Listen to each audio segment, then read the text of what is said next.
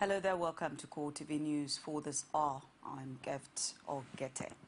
The All Progressives Congress has asked President Goodluck Jonathan's administration to tell Nigerians the cause of the ongoing diplomatic row between Nigeria and Morocco that has forced the kingdom to recall its ambassador to Nigeria while portraying Nigeria as a liar. In a statement issued in Lagos on Thursday by its National Publicity Secretary Lai Mohammed, the party said Jonathan must in particular clarify the thorny issue on whether or not he spoke with King Mohammed VI of Morocco. The party urged the Jonathan administration to clarify the issue and save the nation from international embarrassment that has seen the Moroccans branding Nigeria as a liar in the Committee of Nations. APC said Nigeria, because of its much acclaimed leadership role in Africa, must not allow such a diplomatic fox pass to go without being addressed. Saying other countries were keenly watching the row between Nigeria and Morocco. Senate President David Mark has assured the international community that Nigeria is prepared for transparent and peaceful elections. He also dismissed insinuations that the present administration is ill-prepared for the elections, saying that initial postponement was necessitated by hitherto security challenges and shortcomings in the distribution of permanent voter cards. Senator Mark told the visiting Ireland ambassador Sean Hoare in Abuja that Nigeria is conscious of the impression of the international community on the nation and would not do anything to undermine national interest.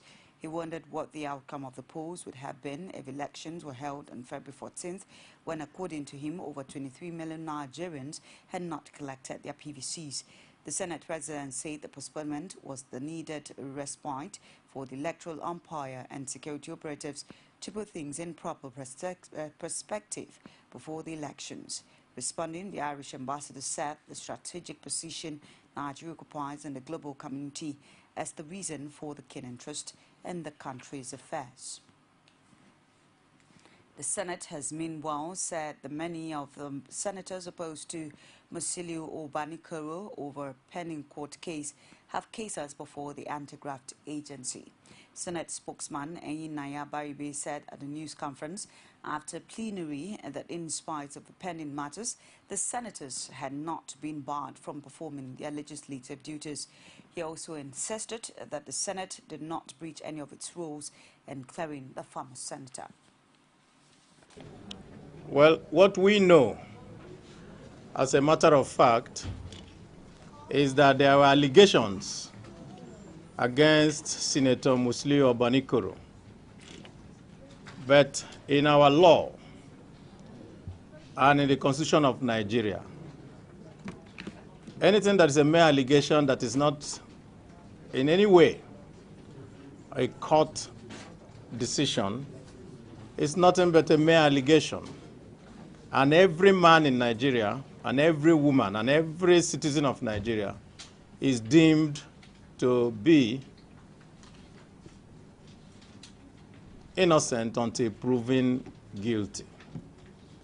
And even the senators who addressed the press conference and spoke about the qualification or non-qualification of Senator Musiliu Obanikoro are enjoying this privilege because some of them have EFCC cases and they are still in the Senate because of this privilege of being innocent until proven guilty. And so they cannot go to a press conference and try to convict somebody when the person has not been convicted in a court of law. And they cannot enjoy that privilege themselves and sit in this Senate and then turn around and now say that somebody else cannot enjoy that privilege. And the laws of Nigeria is very clear. You are innocent until you are proven guilty, and that is what played out on the floor of the Senate. And the Senate, in its wisdom, having known that this is the law of Nigeria and this is the Constitution of Nigeria, and that every Nigerian is entitled to this privilege, went ahead to do what it is supposed by law to do, which is confirmation of somebody that is on the floor of the Senate who has not been convicted of anything. After staging a walkout, the APC caucus of the Senate addressed a news conference where they accused the leadership of the upper chamber of impunity. The federal lawmakers argued that there were enough grounds to turn down the nomination of the former Minister of State for Defense. They also cited examples of the Senate rejecting nominations based on petitions from senators representing the nominee state. We really wonder whether we want to grow democracy in this country or we want to destroy this democracy. I have said his action is a breach. He should have stayed to clear himself. The matter is in court, and one of the rules of the Senate is what? Where a matter is in court, Senate cannot deliberate on it.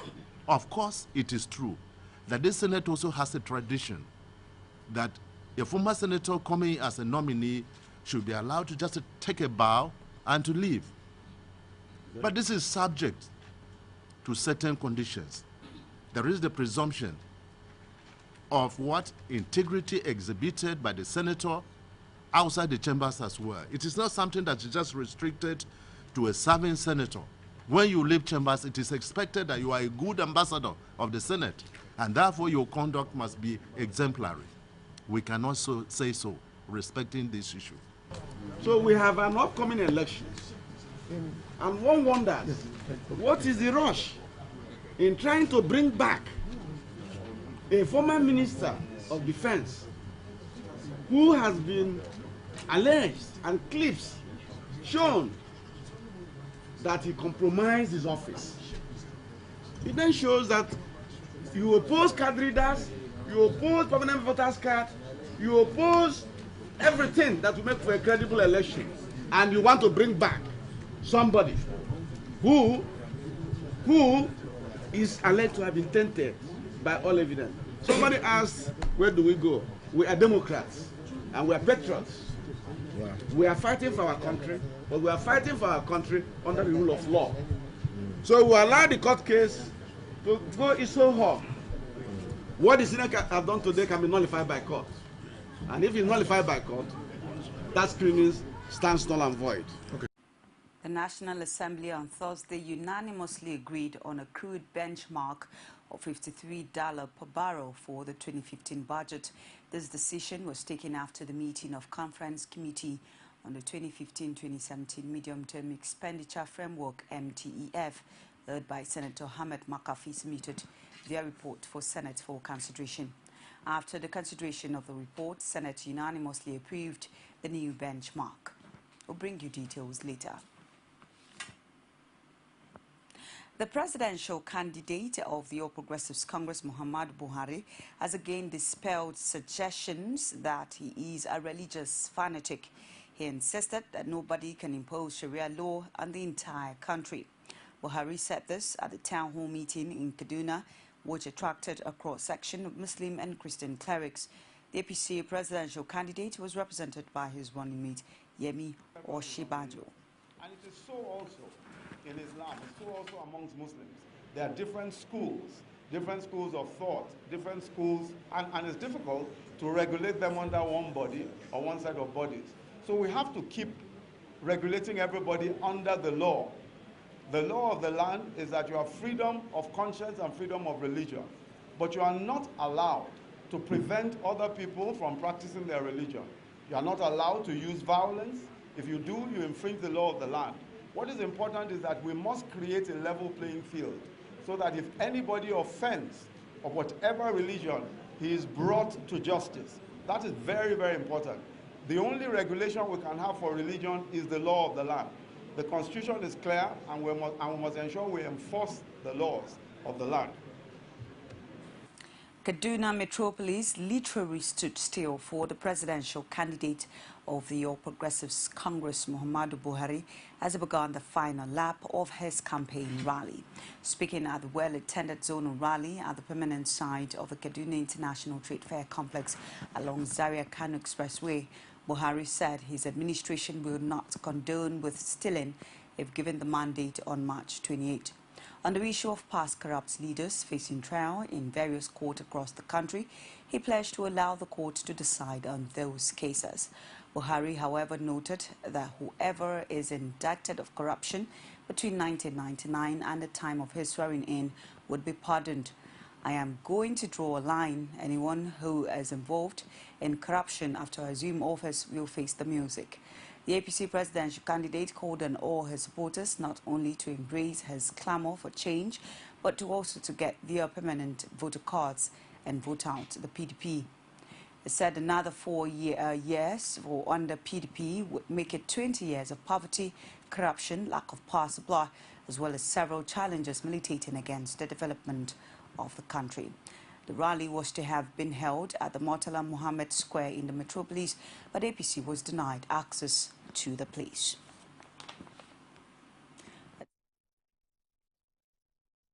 Stay with us. Every day, every hour, and every minute, news break in Nigeria. Things happen so fast, it's most times difficult to track and comprehend them.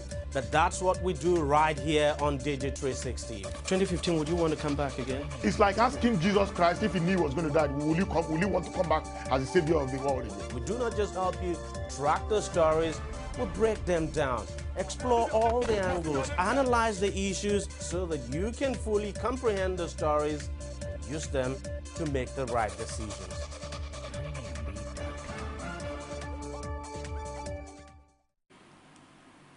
Welcome back.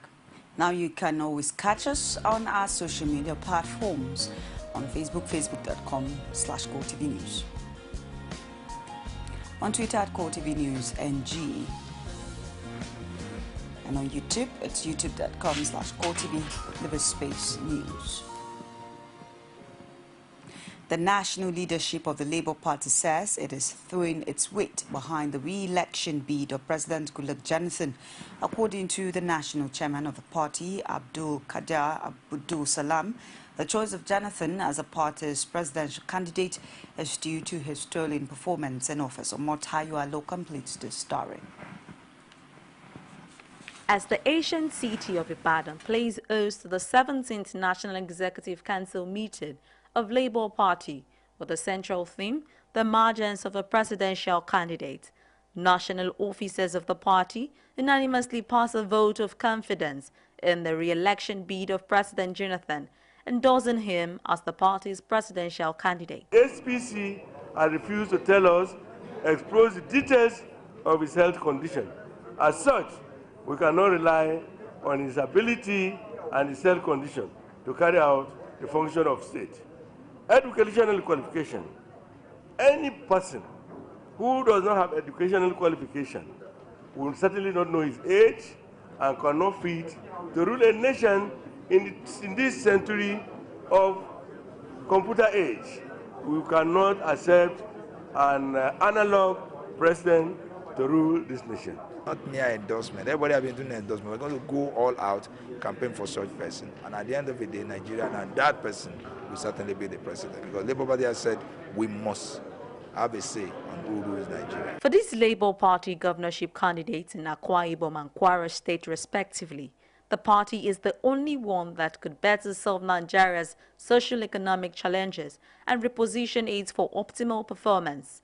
They urge supporters to vote for the party's governorship, senatorial and assemblies candidate and work for Jonathan's continuity at the presidential level. We believe that if we give him another chance, that he will be able to complete those projects that he started, So that is why the Labour Party has decided to adopt him. Having duly considered both candidates, we found it worthy to go with Mr. President, so that he can continue his transformation agenda. The gathering apt on the conduct of a free and fair elections, calling on INEC to put its house in order, adding that it is against further postponement of the general elections. Omotayo Alo, CoreTV News, Ibadan. The Ogun State governorship candidate of the People's Democratic Party, Gboyega Isiaka, has accused the incumbent governor of Ogun State and governorship candidate of the APC, Ibikunle Amosun, of violent clashes on her supporters and has petitioned the Independent National Electoral Commission on the low turnout of PVC distribution in the state. Olajimoke Olatunji has more in this report. In a press briefing organized at the PDP Secretariat in Okemoso, the governorship candidate of the People's Democratic Party, Boyega Isiaka, condemned the low turnout during the PVC distribution in the state and implores INEC to be circumspect for the survival of democracy. The Independent National Electoral Commission released statistics of distribution of PVCs to various states about 2 weeks ago. And in the report, it became known that Ogun State had only achieved about 40% distribution, which is absolutely low. Of these, 1.7 registered voters, out of the 1.7 registered voters, INEC had distributed 899 PVCs, while 474 are yet to be collected. He further commended the striking workers who have been under series of queries by the state government for attending the PDP rallies and urged them not to be intimidated by the government in power. It is shameful that the government will subject workers to such mental torture and blackmail over speculations and assumptions. For example, a worker is supposed to state his or her whereabouts in his reply, but the query issued concluded that those affected were actively participating in a rally at Mekong. This is ridiculous, preemptive, and speculative. It is a deliberate ploy to unjustly punish these persons and a clear case of intimidation. As 2015 general elections gather momentum, political gladiators in Ogun State are not leaving any stone unturned in ruling out each other in order to get sympathy votes from the electorate. Meanwhile, the 50% PVC collection in Ogun State is one of the many challenges the state is battling with and wishes to overcome before the polls just 2 weeks away. Members of the local vigilante group in Maiduguri have arrested 8 suspected terrorists, including 2 suspected suicide bombers around the custom area of the city. Coordinator of the National Information Center, Michael Mary, said at the news conference in Abuja that the bomb suspects confessed that they were given the bomb by one Hassan Maidoya of custom area. Mary also called on the citizenry to be alert and more security conscious in view of renewed Boko Haram attack on soft target. Equally, field reports indicate the determination of our troops to clear the entire zone of the presence of Boko Haram and its menace in the short while. At this point, we also wish to commend the efforts of our allies from Chad and Niger, as well as Cameroon, who have put in place measures to cut off the supply lines of the terrorists. And it is hoped that the unfolding regional cooperation will hasten the total defeat and extermination of the Boko Haram group in Nigeria and the sub-region. Finally, latest reports from Borno State indicate that about 8 people were arrested today around custom area in Maiduguri by men of the civilian JTF, following the interrogation of 2 teenage suspected bombers who confessed that they were given the bomb by one Hassan Maidoya of custom area to plant somewhere in Maiduguri metropolis. The suspects are now being interrogated by security agents. This is a growing example of civilian volunteer support. The federal government says there is no evidence that ISIS operatives are collaborating with Boko Haram in the country. This is in spite of an audio message released by the insurgents in which their leader Abubakar Shakau pledged allegiance to the ISIS leadership. Coordinator of the National Information Center, Michael Mary, however, says the authorities would not treat the claim with levity. As for ISIS, the government has consistently assured, the government has deployed all its diplomatic, national and other international support systems to ensuring that we are insulated from any such threat. And it has heightened its security alert systems locally to support this. And that is why citizens are also being invited to be vigilant. The moment you notice the activities of people around you suggestive of some not too normal behavior, you are advised to please draw the attention of your neighbor, of security men, of journalists, and so forth and so on, who would, together, you can work to find in a very civilized, democratic manner The Oyo State Police Command has warned criminal-minded citizens to desist from crime or face the wrath of the law in due succession. The State's Commissioner of Police Mohammed Castina made this declaration following the arrest of a 7-man gang responsible for the kidnap of a 78-year-old citizen from his residence in the state. He went further to say no criminal will go unpunished under his watch. Omotayo Alo has more.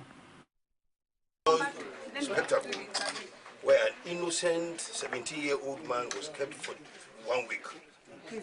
He had only this one and this pillow until rescue came his way. Adebowale Omotosho, a 78-year-old kidnapped victim who was recently rescued from this remote hideout located in an area called Ajia, says life makes a new meaning to him, having survived the horrific experience of the kidnappers who demanded $1 million ransom on his life. I was with 2 other chiefs talking when they came in with gun and everything.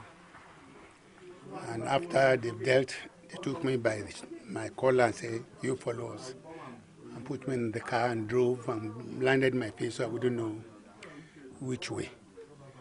I stayed about 3 or 4 days in one place before bringing me here. The gang, unaware of the police on their trail, confessed to have been involved in the kidnap business for years, with operations in Lagos, Port Harcourt and other parts of the country. Leader of the gang, an indigene of Awe in Oyo State, and the mother of 3, BC Babalola, a.k.a. Vivian, says a share from the over 5 million naira initial sum collected was 750,000 naira, adding that the kidnap mission was introduced to her by her boyfriend, who is the second in command of the gang. I didn't know the man. I don't even know. I not even there. I was since all this. The man or to do or to kidnap. Right yes. To do what to the man? To carry the man. To kidnap or okay, kidnap. The Commissioner of Police in the state, Mohammed Castina, stated that a special anti-robbery squad commenced investigation as soon as it got wind of the kidnap incidents, which climaxed to success after a fierce gun battle with the gang, who still has 2 of its members still at large after sustaining severe bullet shots. He, however, called on residents to report any suspected case of bullet-wounded victims for further investigation. Oyo State Command will never and can never be a breeding ground for miscreant. They try to test my might, and this is their result. The State Police Command restated its commitment to rid Oyo State of criminal and violent activities with a pledge to safeguard lives and property. Omotayo Alo, CoreTV News, Ibadan. The Nigeria Labour Congress is set to elect leaders for a new 4-year term after the botched process that took place over 3 weeks back. Delegates to the rescheduled election have expressed hope that this time around the conference will produce the people's choice through a free, fair and peaceful process. They also appear convinced that NLC leadership has fixed the lapses that led to the previously inconclusive outing.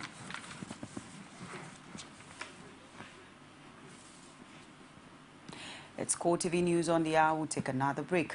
Please stay with us. You can now watch CoreTV News live from anywhere in the world on our website www.coretvnews.com. Click on Live TV on our website and watch us live. And welcome to CoreTV Primetime News. To follow us on Twitter, click on Twitter icon on our website. On Facebook, click on the Facebook and YouTube to see all our previous news production. You can also watch us live on YouTube. Click CoreTV, leave a space, then News. CoreTV News, a 24-hour news station. Welcome back. Now, outside Nigeria, one of 2 suspects charged with the murder of Russian opposition politician Boris Nemtsov confessed under duress, a member of Russia's Human Rights Council says. Andrei Bobsuskin, who visited Dadayev on Tuesday, says he saw numerous wounds on his body, suggesting he had been tortured. The suspect himself said he was tied up for 2 days with a bag over his head. He says he only confessed so a friend arrested with him could be freed. other circumstances could have led to injuries, but we're absolutely certain that there are reasons for an independent, honest inspection. 2 of them have wounds that show that they were handcuffed and hit in the head and legs. Besides, Zal Dadozhov told us that he was tortured with electricity. Кроме того, Заур Дадаев сообщил нам о том, что в отношении него применялись пытки электротоком. It's a wrap for the news for the Tsar. Thank you for watching. Please join us again. Enjoy the rest of our programs.